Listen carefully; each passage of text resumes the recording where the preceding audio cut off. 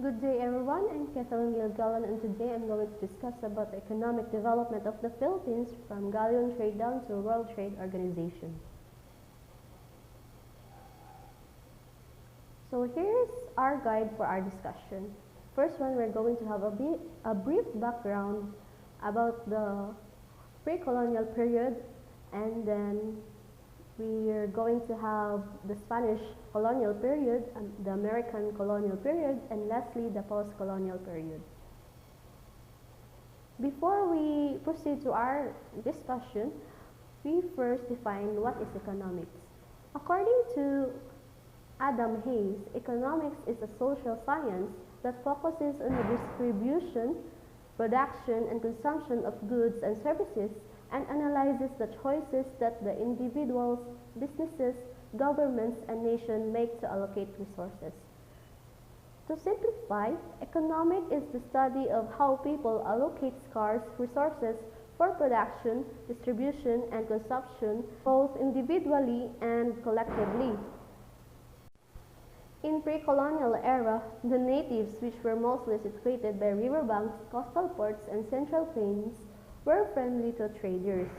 So if you could observe, mostly early civilization or the natives were actually live near in any bodies of water because for them water means life. It means that they can do or they can live if there is water. And also if they are near in this area, they can freely do tradings with other people or by the merchants. So mostly they trade gold, rice, pots, and other products with them. So in this time, barter system was greatly observed. In Spanish colonial period, the galleon trade was the highlighted economic event that happened.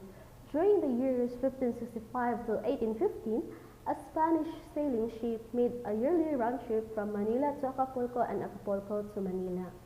It became the source of income by the Spaniards, especially the friars, because in this time they found out that they can earn much in this trade. And also you can freely participate in the trade without any tickets.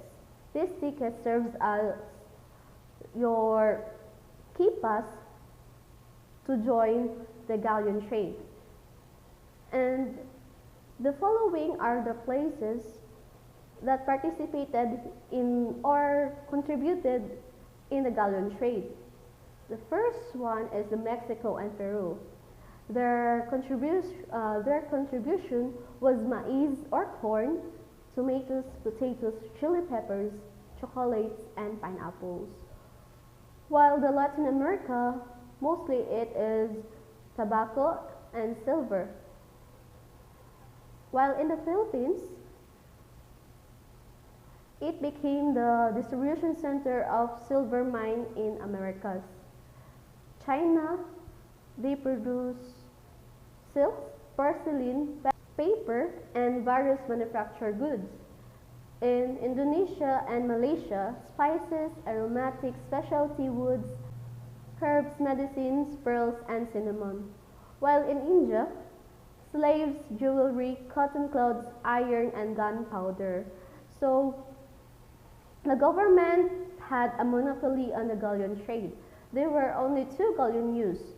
One sailed with cargo worth about 500,000 pesos from Acapulco to Manila, spending 120 days at sea, and the other sailed from Manila to Acapulco, carrying cargo worth about 250 pesos, spending 90 days at sea.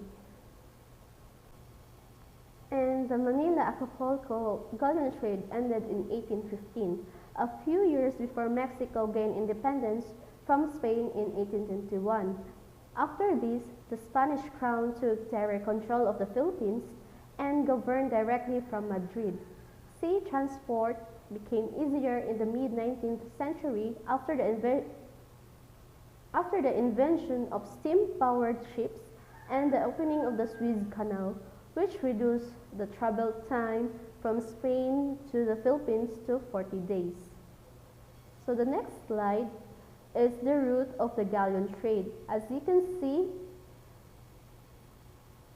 it sailed from Philippines to Acapulco and Acapulco to the Philippines.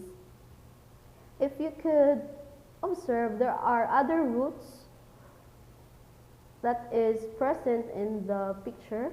This means that aside from this route, the galleon trade route, there are also a trading route that is present in this time.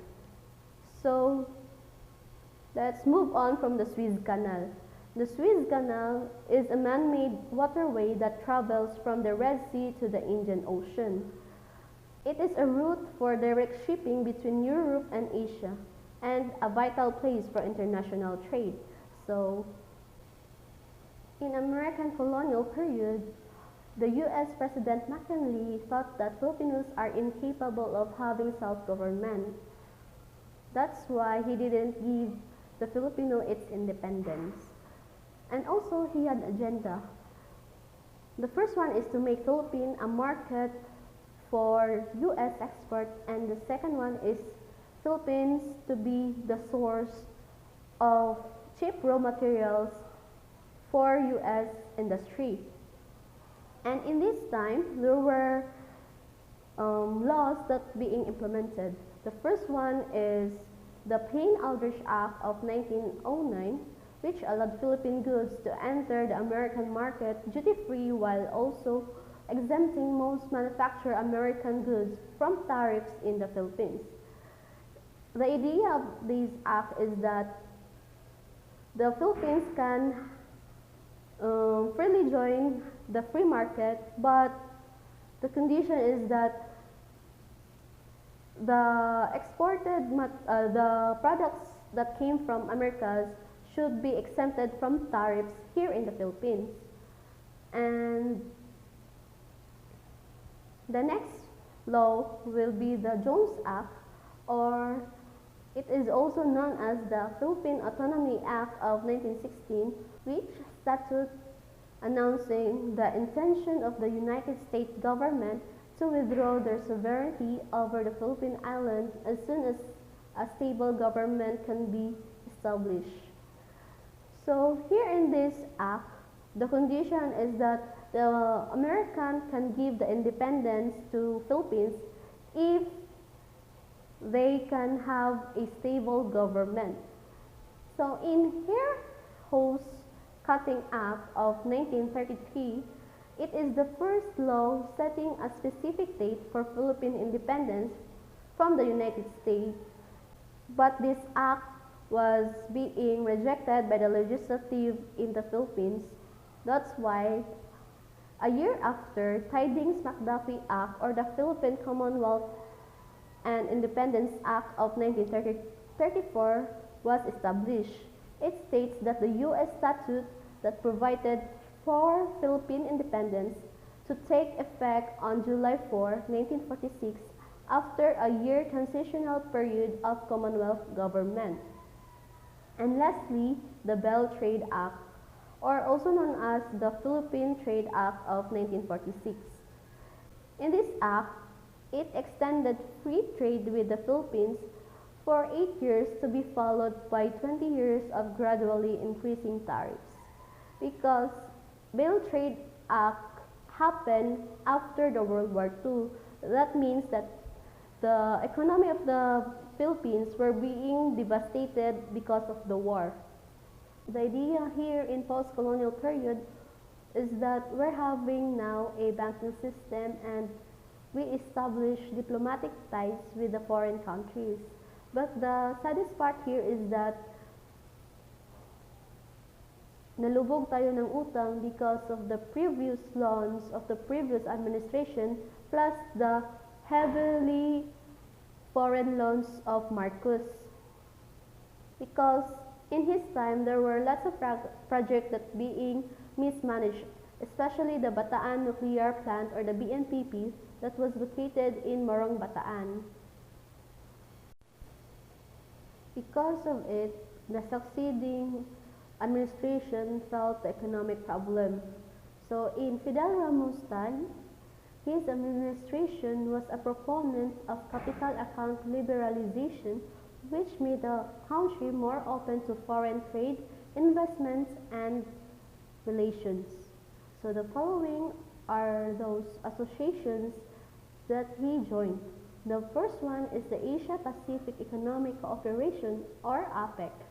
It is the it is the sole intergovernmental grouping in the world that has no treaty obligations required for its participants. It operates on the basis of non-binding commitments, open dialogue, and equal respect for the views of all its members. The second is the ASEAN Free Trade Area, or the AFTA. It is a trade bloc by the Association of Southeast Asian Nations, supporting local trade and manufacturing in all ASEAN countries and facilitating economic integration with regional and international allies. The third one is the General Agreement on Tariffs and Trade, or GATT. It is a treaty minimizing barriers to the international trade by eliminating or reducing quotas, tariffs, and subsidies. It was intended to boost economic recovery after the World War II. Lastly, the World Trade Organization, or the WTO. It is an international organization. It enacts the rules of governing trade between countries of goods, services, agriculture, and industrial goods, and intellectual property. So that's all. Thank you.